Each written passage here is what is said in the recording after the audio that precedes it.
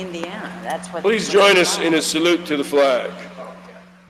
Pledge allegiance to the flag of the United States of America and to the republic for which it stands, one nation, under God, indivisible, with liberty and justice for all.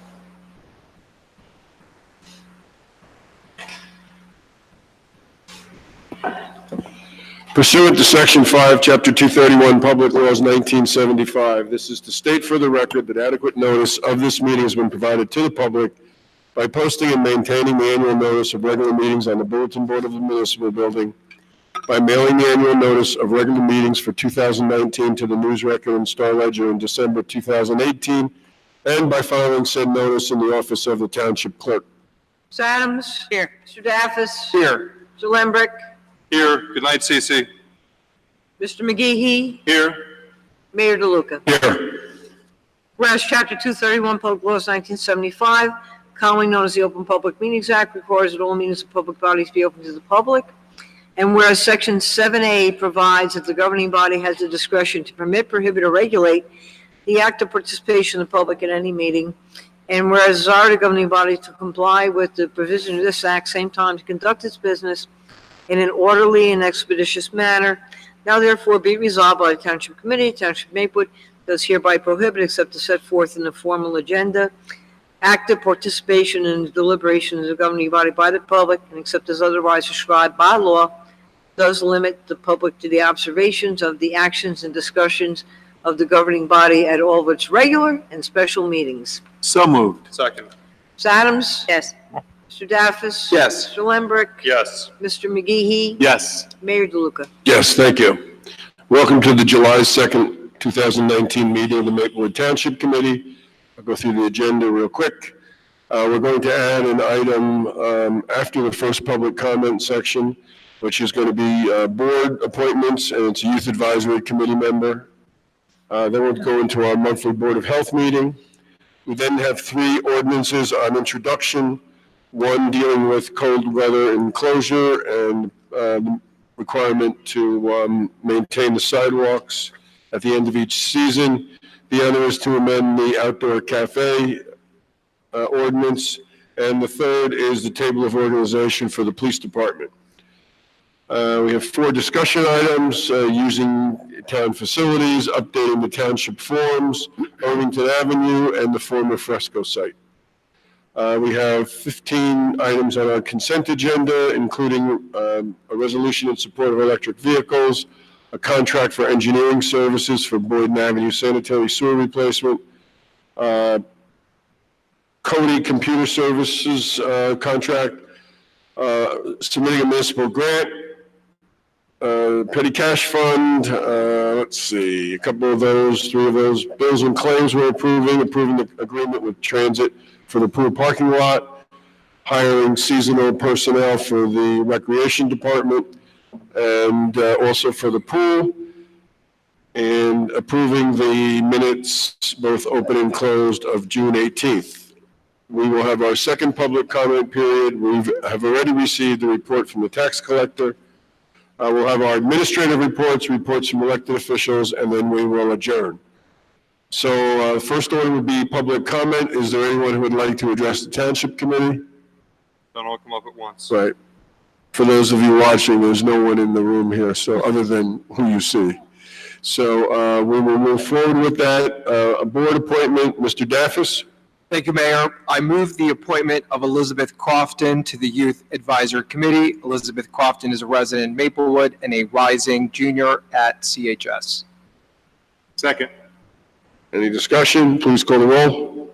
Ms. Adams? Yes. Mr. Daffis? Yes. Mr. Lembrick? Yes. Mr. McGehee? Yes. Mayor DeLuca? Yes. Now we'll move into our monthly Board of Health meeting. Thank you, Mr. Mayor. Pursuant to Section 5, Chapter 231, Public Laws Act 1975, this is to state for the record that adequate notice of this meeting has been provided to the public by posting and maintaining annual notice of regular meetings on the bulletin board of the municipal building, by mailing the annual notice of regular meetings for 2019 to the News Record and Star Ledger in December 2018, and by filing said notice in the office of the Township Clerk. Ms. Adams? Yes. Mr. Daffis? Here. Mayor DeLuca? Here. Mr. Lembrick, Here. Mr. McGee. Here.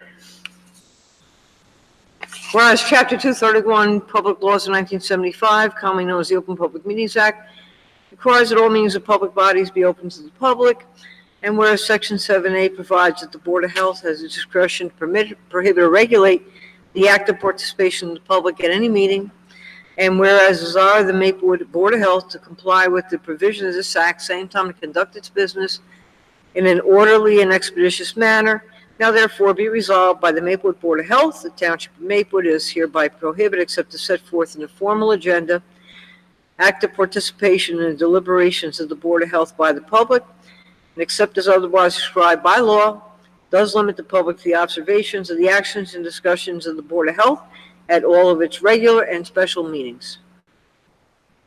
So moved. Second. Ms. Adams? Yes. Mr. Daffis? Yes. Mayor DeLuca? Yes. Mr. Lembrick? Yes. Mr. McGee? Yes. Thank you, Ms. Fritzen. I will now entertain a motion for the approval of the June 5th minutes. Move it. Second. Ms. Adams? Yes. Mr. Daffis? Yes. Mayor DeLuca? Yes. Mr. Lembrick? Yes. Mr. McGee? Yes. Thank you, Ms. Fritzen. Mr. Rowe, you now have the floor.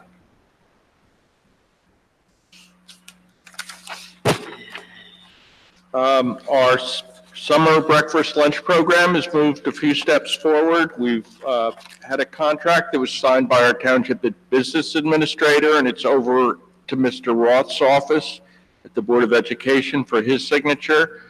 That's to pay $4,000 for the employee that we're going to hire to run the program. The program kicks off July 15th, and we're doing lots of publicity, and I know a lot of other people are doing publicity, and certainly the schools are getting out publicity through their websites and email blast systems. So now it remains to be seen how successful it's going to be.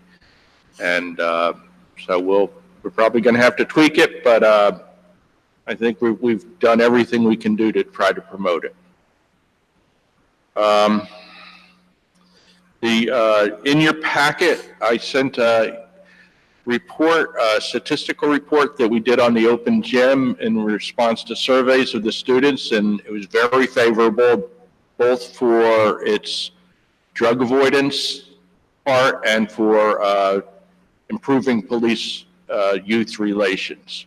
So I think the program has been a big success. I know it's been a lot of work. I congratulate the police for all the work they did on it, because they were really, the motivating force to get it done. And I know they had a lot of support from the committee and other township departments. We're going to they're doing English as a second language classes at the Hilton Library. And so we're going to tag on to that with our adult health clinic, which was very successful when we did it before to reach people who don't normally go see a doctor. And we have a flyer. I put a copy in your packet. It's in English and Creole. And we'll have our Creole speaking summer intern helping so that the patients can understand and the nurse can understand the patients. So I'm very happy about that.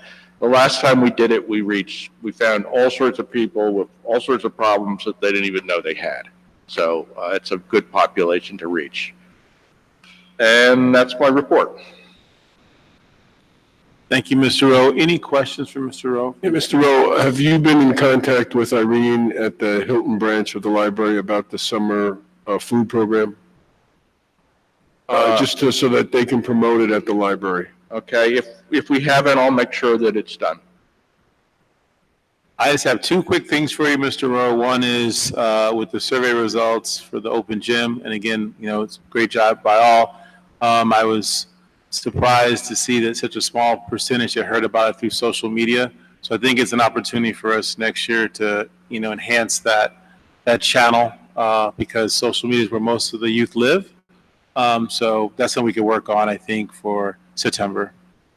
Right. That was one thing. The second thing, too, is that as people sign up for the program, we'll be keeping metrics on that, keeping numbers and stuff. For the summer food Yes. program? Yes, Okay. we'll be keeping records on that. Perfect. Thank you. Anything else from Mr. Rowe?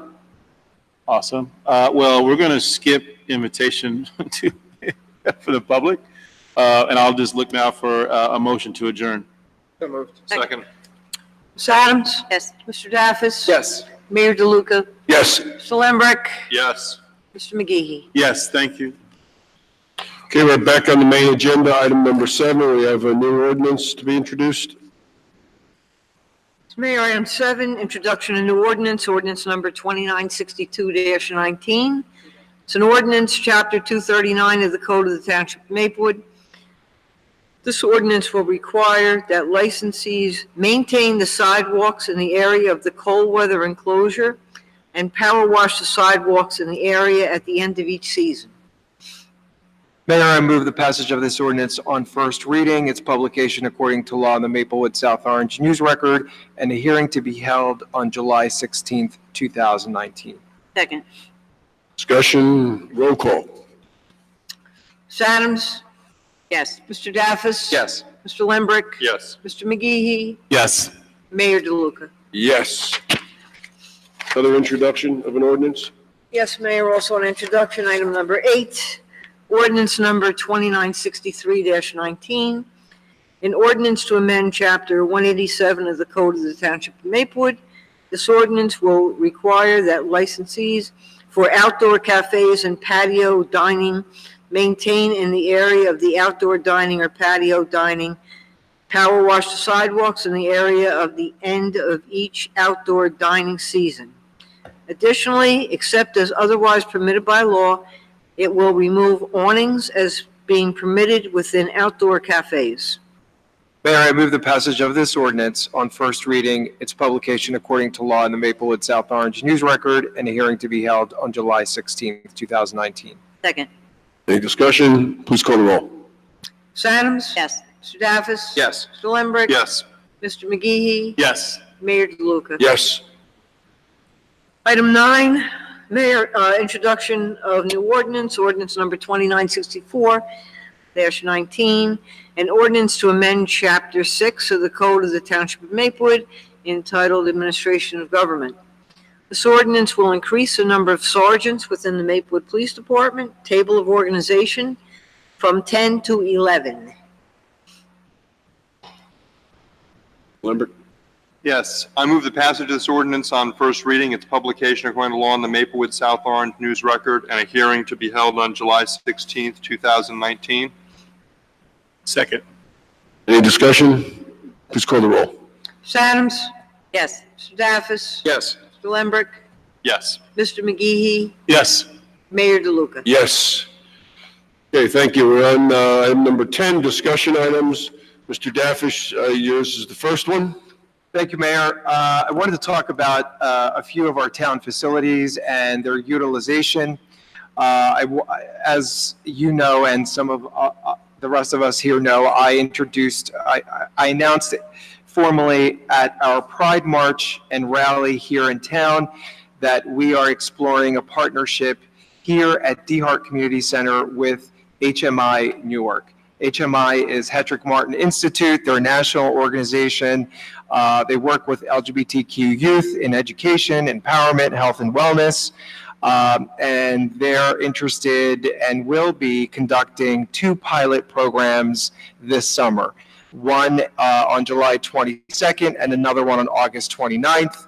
And depending on the success of those 2 programs, we will discuss a permanent partnership. The idea here is to offer a safe space for LGBT youth and their families to congregate, gather, and to receive services, social services, mental health services, individual counseling, group counseling, and other related programming.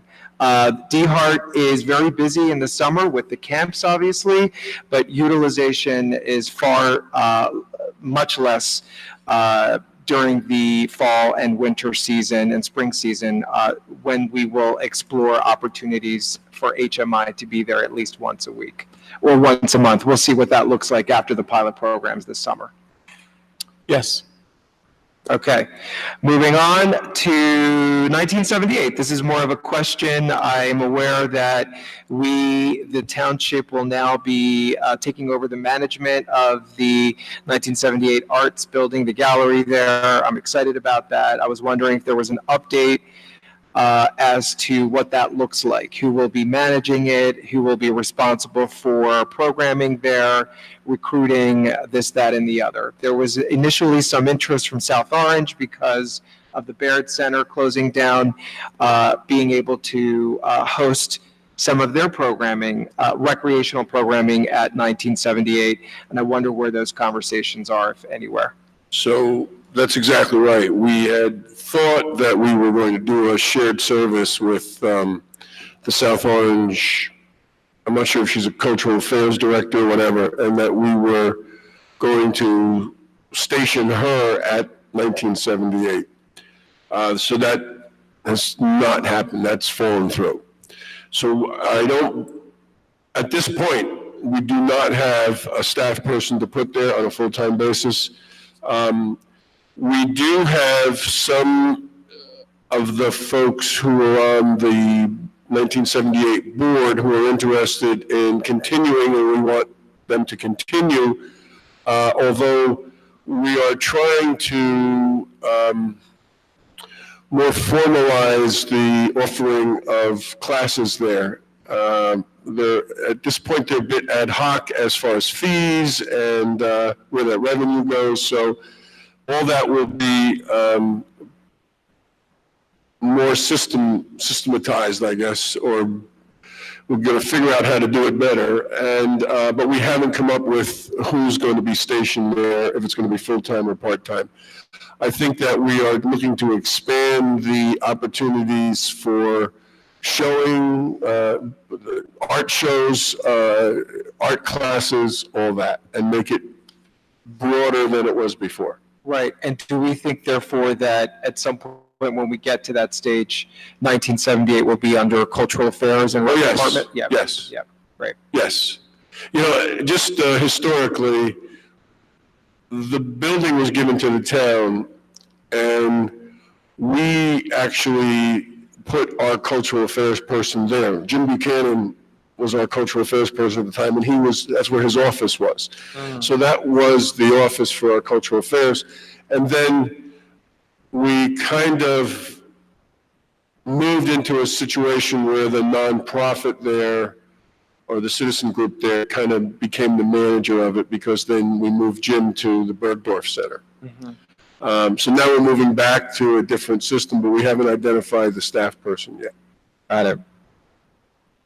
Anybody else have anything else to add to 1978? Moving on to the OEM building, which is refurbished and absolutely beautiful with a new kitchen and upstairs. Something that came out of, I don't know what the plan is for long-term utilization of OEM other than it being a polling site during elections. Is there a plan? The long-term plan is that it's an emergency station during any sort of storm. So the long of it, we're going to be getting a generator there. There potentially will be some radios there. We're getting a security system there. The second floor has also been now a designated area for DPW as sleeping quarters because there is a shower there. So if they're here all night and they need a break, it's a lot more private. We have one female staff member and there's a private area for her. So we've made that accommodation to DPW. But we're working on our systems to try to really make it what it should be as a OEM room. And the generator is going to be the big. And it's also used for training. And used for training. And we have been using it a lot for training. Our public safety meetings are now there. So we're getting some, we're getting a lot more use out of it at this point, and we're using it because as it should. So. Right. One suggestion I have, and we can explore it, is to that point of all the committees we have. There's some nights when we have people in this room in the chamber, enclosed and down in the basement. Maybe in those examples we can have OEM be leveraged for committee meetings. we have multiple committees meeting the same night and try to all meet at town hall. Right. Yes, that could be another space if there's a conflict. I don't see why not. Right. There was a proposal that was presented through the Local Assistance Board and through the Rec and Human Services Committee, as we keep discussing on how to best tackle the slight uptick in homelessness in our town and surrounding towns, especially as it relates to the summer months, when some folks tend to, housing insecure folks tend to congregate in the library. Because the LEM building has the shower upstairs and it's sort of private and there is that second floor, there was some interest in exploring the opportunity of it operating not necessarily as an emergency shelter per se the entire time, but a place where we could offer showers as necessary. And we would do that through working with local providers who do this sort of thing in the area, and nonprofits and our pantries and some other charities and local groups. How does everybody feel about that? Since you brought it up, we did discuss it. Again, I just think it's the logistics we need to figure out. Sure. And then also transportation, and then also, so my thoughts don't change. I think we can explore it. I'm not sure we're ready to have that conversation yet. I just want to make sure we think about the liability, in terms of just from a legal perspective. But it's a better option than the other options we've been looking at, which is like, leveraging that portable shower, which is It's too expensive. and some other things we've looked at. So, Yeah. yeah. There are local providers who we can, explore this with if the committee supports my doing so. So I guess that's where we are right now. So, I just support that, Dean. two things. One is just a comment. I want to make sure we're not violating any laws because of ADA, because the shower's on the second floor. And if we make it a public accommodation, is that going to kick off a requirement that we have to put an elevator in? There are some means to get people upstairs if in fact it is public. Right. So that would be one concern. And the second, well, I think I lost my second point. I feel like Rick Perry. Oh, God. Well, I'll just come back to it. I guess it was maybe just the logistics, but we can come back to that.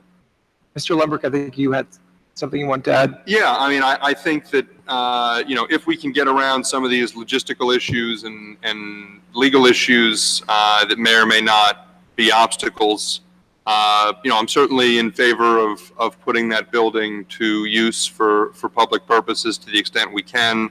I think, if we can solve the lack of public shower problem there or anywhere else, I'm all in favor of looking into it and trying to see if it's feasible to make it happen.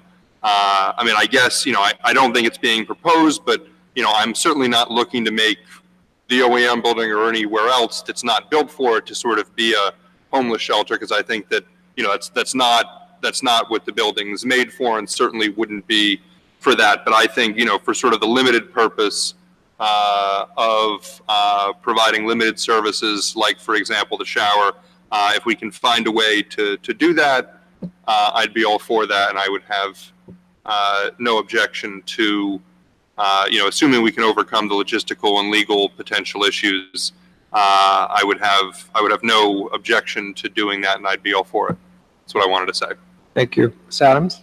That's exactly what I was thinking. I don't want to open some sort of can of worms, if you will, for lack of a better term, of just have to be very controlled and very, controlled by the township. And so exploring it, though, and figuring out the legal and the liability and the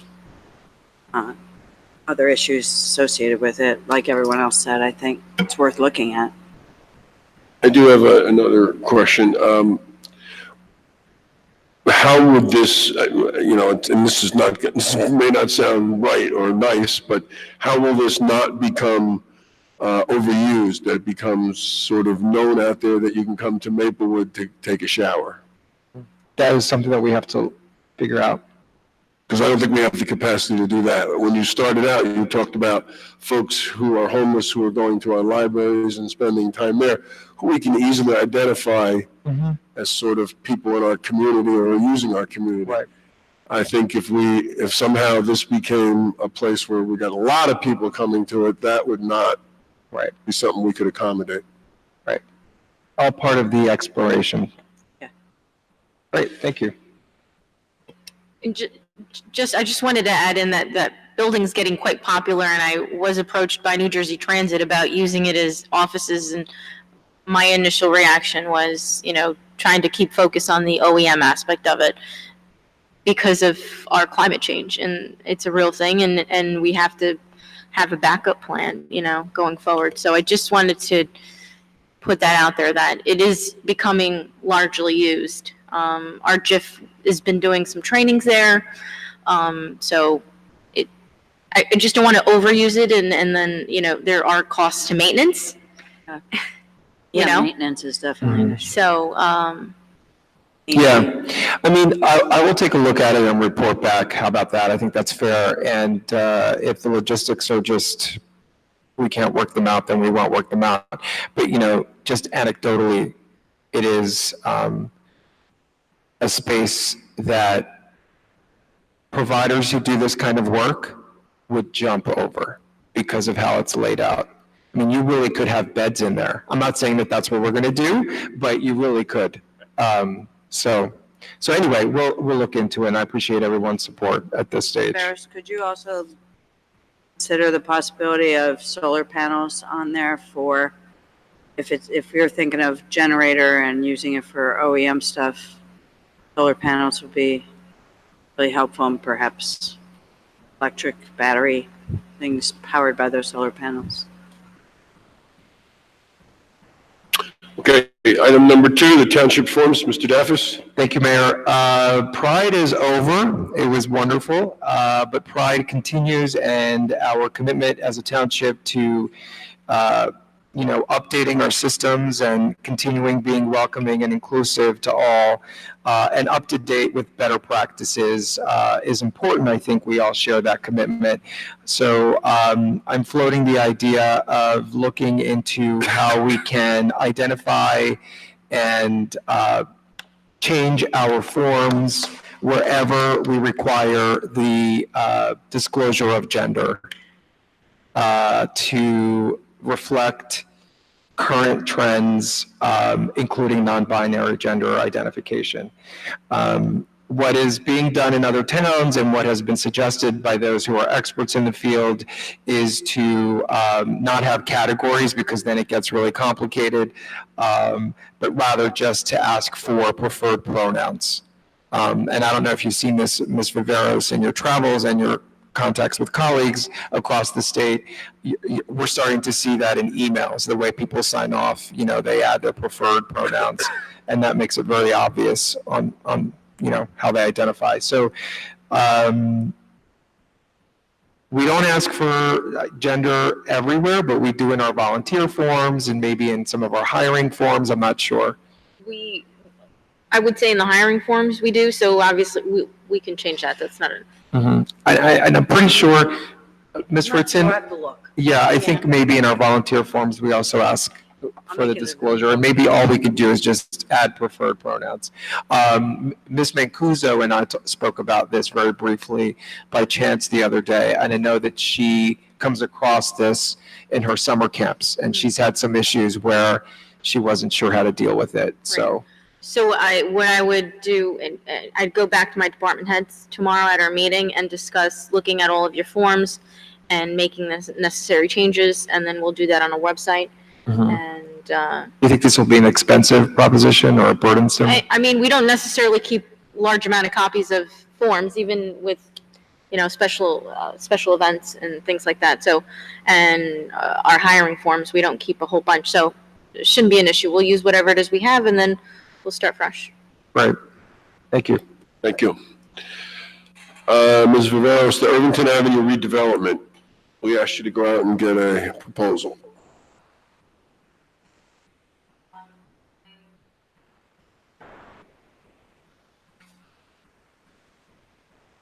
It's on, just move it a little closer. It wasn't on. I reached out to Paul Gregel regarding a redevelopment for Irvington Avenue. I'm not sure if you all had a chance to take a look at it. Basically, the redevelopment would look at do some site visits, do some analyzing of the properties, and any rehabilitation that could come with that, zoning changes, and being that it is also another moving part of Maplewood in addition to our two other SIDs. I was tasked to look at this to see if there was something that we could do to sort of, with the improvements that are happening there, we're going into phase 2 of the Irvington Avenue. This would be a potential, consideration of the township to see what we can do on the Irvington border side. So, do you have any questions regarding, I have one. with the money?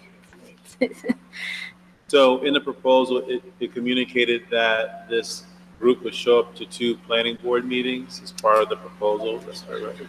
Right. And I bring this to my colleagues as well. I'd be interested in them attending at least one meeting and then maybe having a second meeting, which is more involving the community. Public meeting? Yeah. Okay. That would be my suggestion. That's a good suggestion. Yeah, I think that's good. I agree with that. Typically do that with redevelopment zones. So, And with zoning also. yeah, every redevelopment zone. Well, I'm not on the planning board, but Yeah, no, you're right. what is typical of the number of appearances that requires?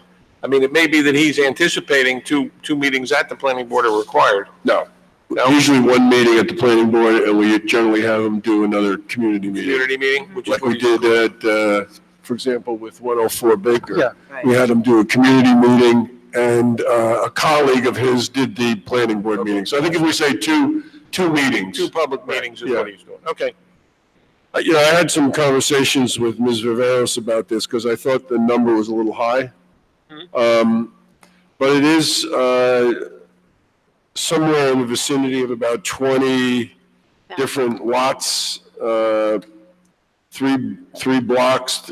It's a fairly large area, and it's an investment. This is going to take, this year to do, and then, move it through the process, explain it to the community. Then we have to start thinking about a plan. So the longer we wait, the less we're going to have the ability to shape that area. Someone's going to come in and shape it for us. Yeah, totally. So, if everyone's okay, we can get a motion to enter into this contract. So moved. Second. Who's calling the roll? Ms. Adams? Yes. Mr. Daffis? Yes.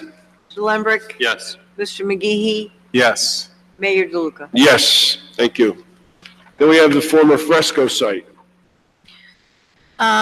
Just as a little background, we've been doing a lot of remediation for God knows how long. The latest of it, we installed, I want to say maybe about 20 wells in the surrounding area, Boyden Avenue, to monitor any sort of additional contamination that's been coming out of the Fresco site.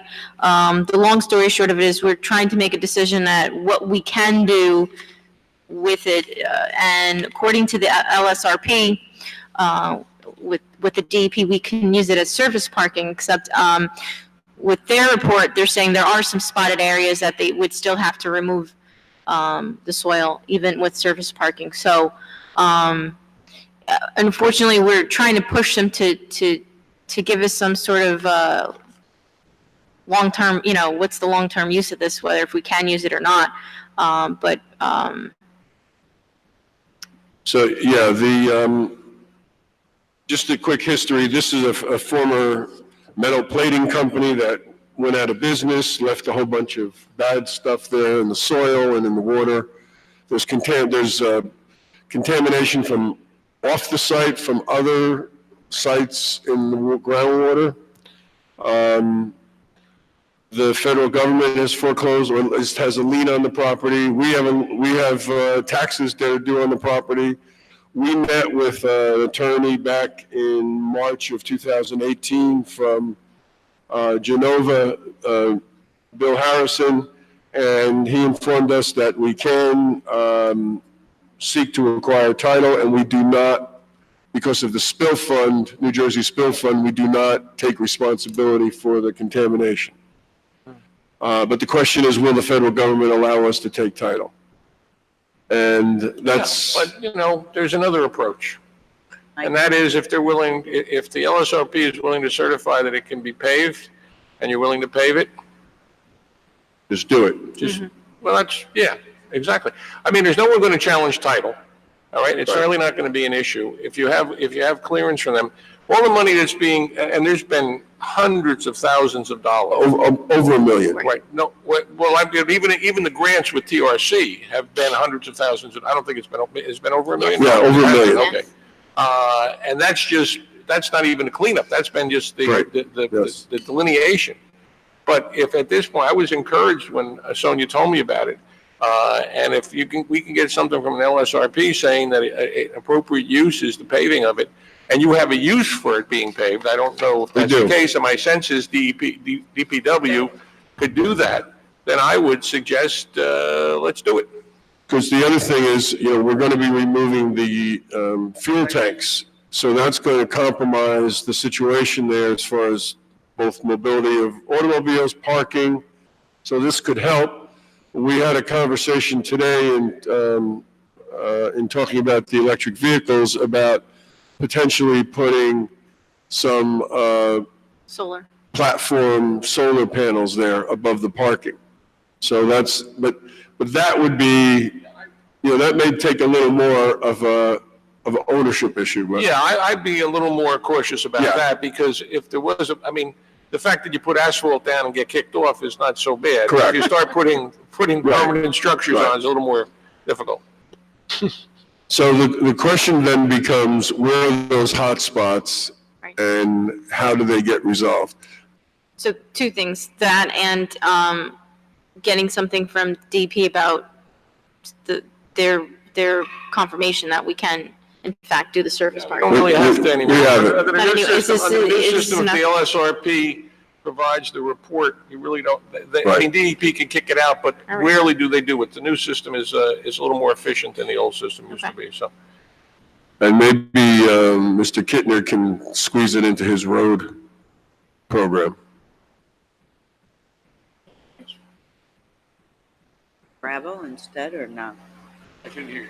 We use gravel instead of pavement? you have to We cap it. To be, cap it they in. have to want it cap to it. be That's how I was- impervious, that's the whole idea. Yeah. No, I just. Okay, so why don't you speak to Mr. Bell and Mr. Kittner, and let's come up with a plan of how we can approach this, and also TRC.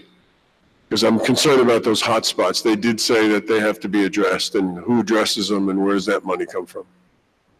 I don't know if you just put more asphalt on them. A little lumps. Okay, can we get a motion on the consent agenda? Mr. Mayor, I move adoption of items 1 through 15 on the consent agenda. Second. Please call the roll. Mr. Adams? Mr. Daffis? Yes. Mr. Lembrecht? Yes. Mr. McGee? Yes. Mayor DeLuca? Yes. Thank you. We're on our second public comment period. Is there anyone who wants to address the Township Committee? Seeing no one, will close that. We did receive the tax collector's reports. We'll now move to the administrative reports. Thank you, Mayor.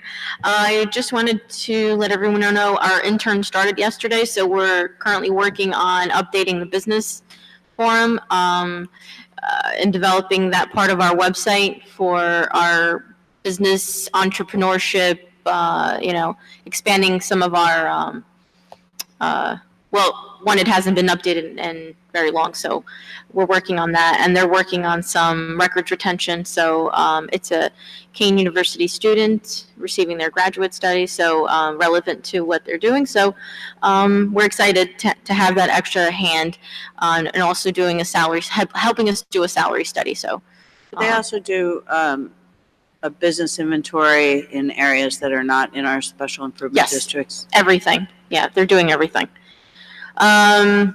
Second, the mayor, myself, and Tracy Woods met today to go over the EV car sharing RFP that we received a couple weeks ago. The location that we solicited, this is a concession, so that means that the township does not pay into this.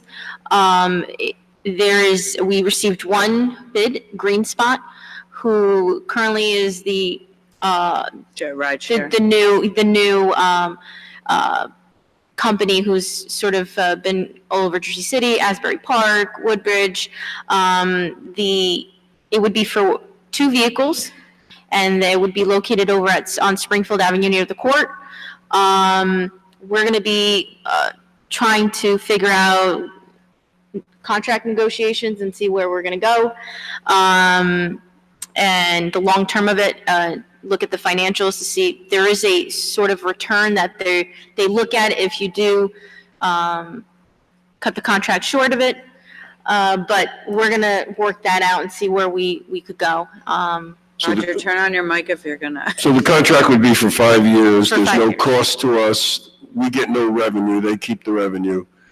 We're also talking about negotiating with them for a $10 per hour start Yes. with some escalation over that term of the 5 years. Does this 5-year plan include exclusive rights to our town?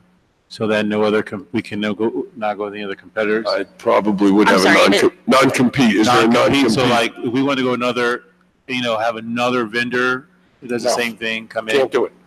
So Can't it's do it. exclusive, okay. Yeah. So it's I mean, exclusive. this is the problem, and this is, there's a problem with our public contracts law, and it's not keeping up with the times, all right? So our public contracts law prohibits us from going out for a contract for longer than 15 years. Actually, longer than 5 years. So this is someone who's willing to come in and put an infrastructure in, and they're not going to recoup their infrastructure costs in 5 years. And that's become a problem because they're looking for us to commit to 15 years, which we can't do under the law. So at some point, I think the people who look at these laws and understand the solicitation of bids are going to have to understand that they have to keep up with the times and that this is a problem. Because the payback is a significant amount of money. I mean, it's not nickels and dimes, but basically their infrastructure costs, they're not going to amortize them over 5 years, and that's the problem. So we'll look at the contract and we'll see what can be done. Now, it's been done in Asbury Park and it's been done in Woodbridge and probably elsewhere. But, like I said, DCA is not being particularly helpful with regard to this because, it's strict compliance with the law is that you can only make a commitment for 5 years. But, when we get to that point, we'll also talk to our CFO, we'll also talk to our auditors. It's obviously been done elsewhere, and we'll structure what's there, but we'll bring it back to you beforehand so you understand exactly what's involved. So I think today what we want to do is give you authorization to negotiate the contract. This would be for, Yeah, because we can't really award it until. No, I understand. You can bring it back to us, but- Yeah. Right. but we want to it's essentially, Ms. Viveros is reporting on the receipt of a bid. And us discussing it and making a recommendation. Right. And the recommendation is that the township committee authorize you to move forward with this and then bring back, the negotiations may not be fruitful, but at least have the negotiations and bring back a proposal to us that would include 2 cars with a charging station for each of those, or one machine with 2 plugs for those cars, and they'd be located on Springfield Avenue, take advantage of all the apartments over there. So moved, yeah. Is there a second? Second. What is the name of the company? Green Spot? Green Spot. Thank you. Please call the roll. This is just to authorize them to negotiate the contract. Ms. Adams? Yes. Mr. Daffis? Yes. Mr. Lindberg? Yes. Mr. McGehee? Yes. Mayor DeLuca? Yes. Anything else? That's all I have, Mayor.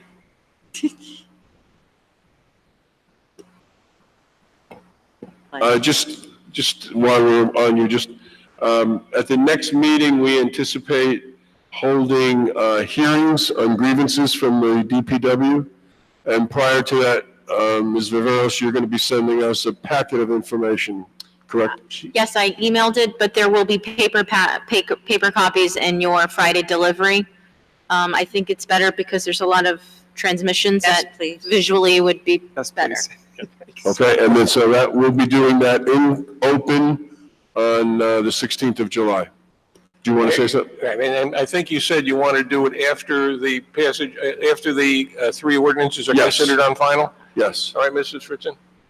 Yeah, after the first public comment and the three ordinances are cleared, then we'll do the grievances. I don't want to hold the public up for that. Okay.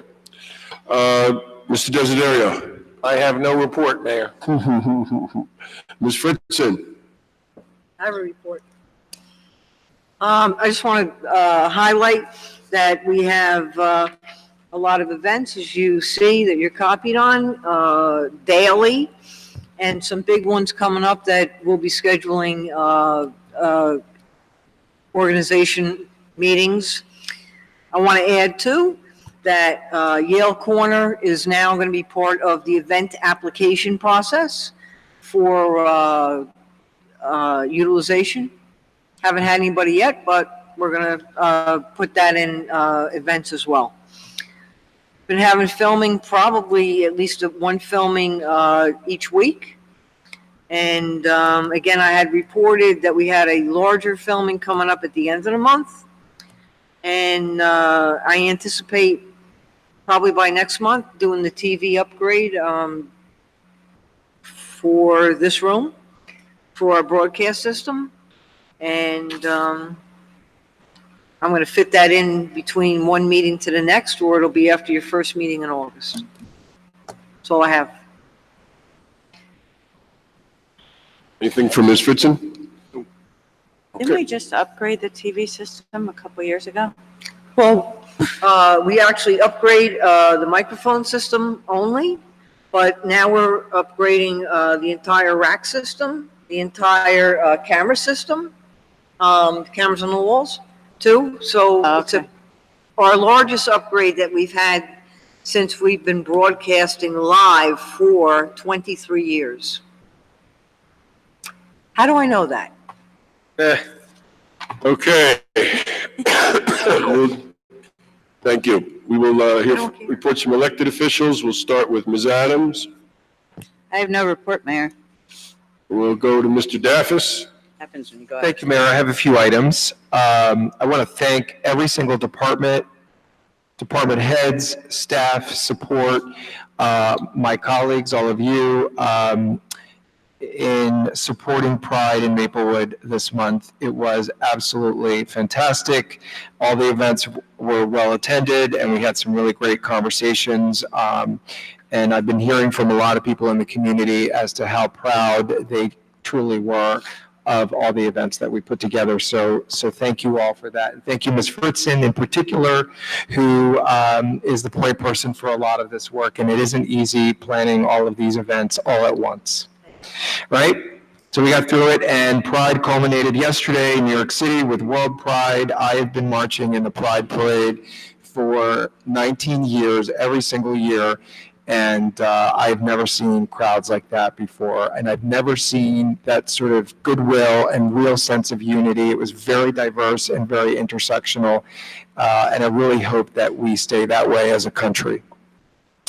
MVA, let's talk about 104 Baker. The Expanded Design Review Committee continues its review of the design at 104 Baker of the proposal of the building there. The next design review expanded committee meeting is on July 8th at 7:30 p.m.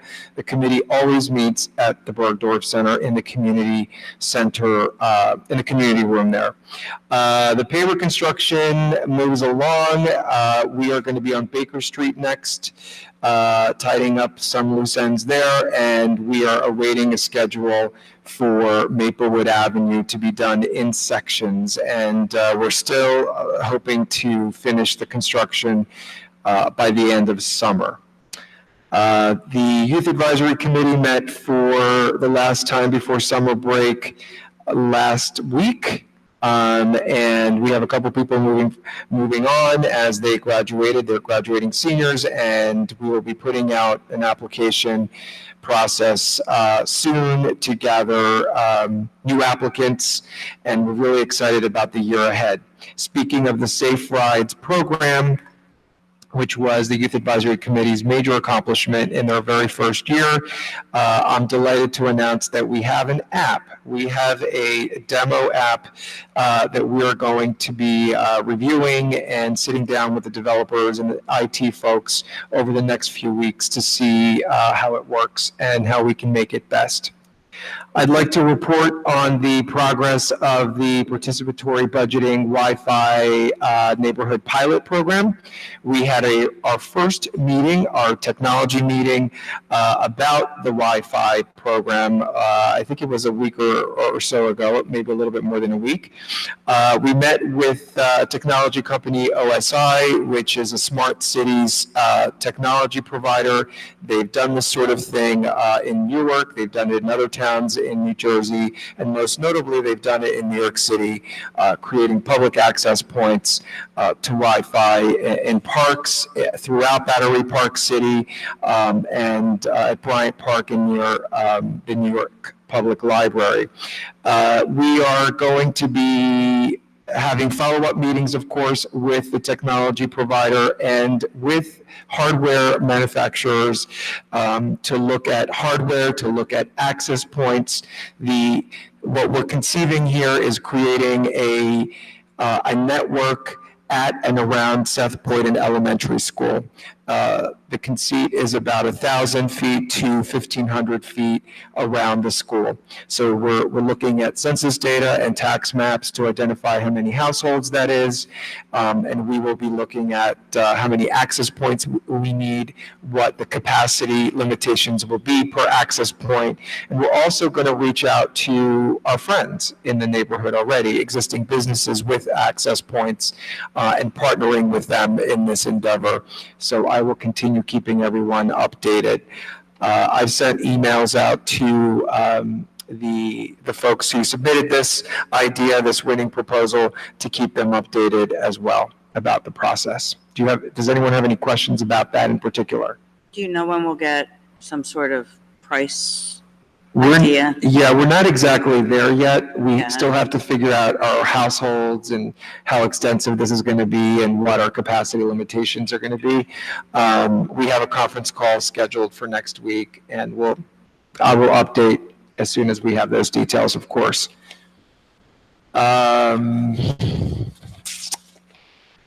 Soma Two Towns for All Ages, our age-friendly initiative. I'm pleased to announce that the Grota Fund has announced year 4 and year 5 funding.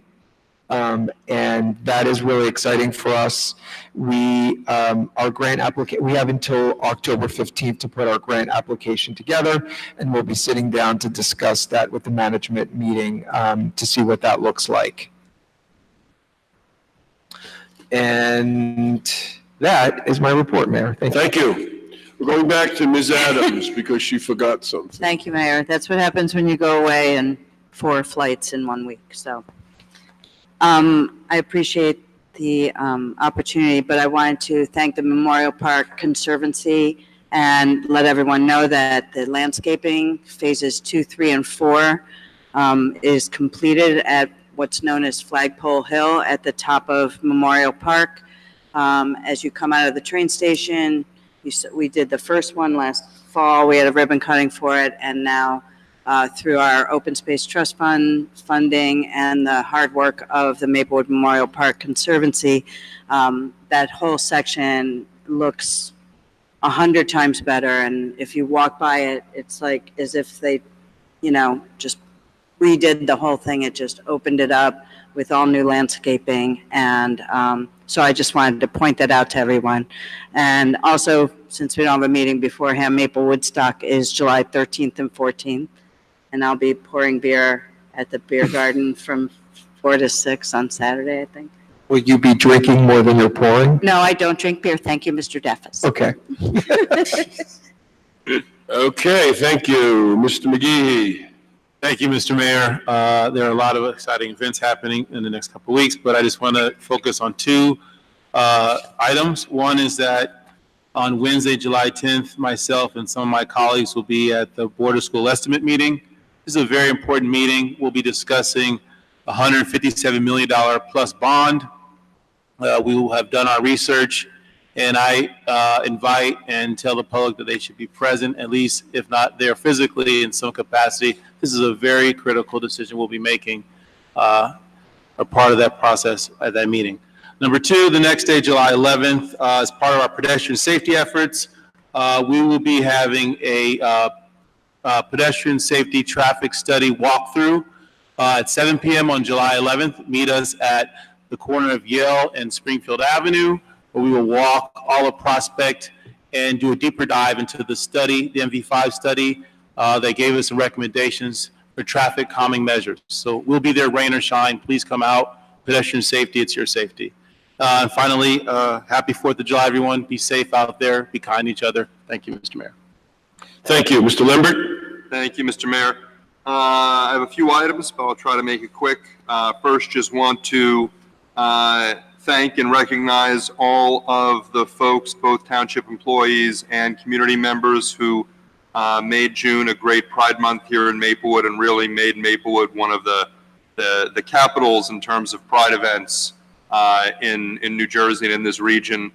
Obviously want to specifically call out Mr. Daffis and also Andrew Fishman in our Office of Cultural Affairs, but I know there's too many others to list who contributed, and it was really a great thing to see. And it's one of the things that people who are outside of Maplewood who know me have sort of reached out and have mentioned that they've either attended an event or saw something. And it's Maplewood is the Rainbow Crosswalk, but it's also a lot more.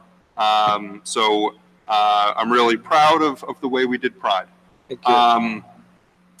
As already been mentioned, we have our July 4th celebrations this Thursday. I would encourage residents to come out, even if you have been unhappy before. So there's a lot of changes this year.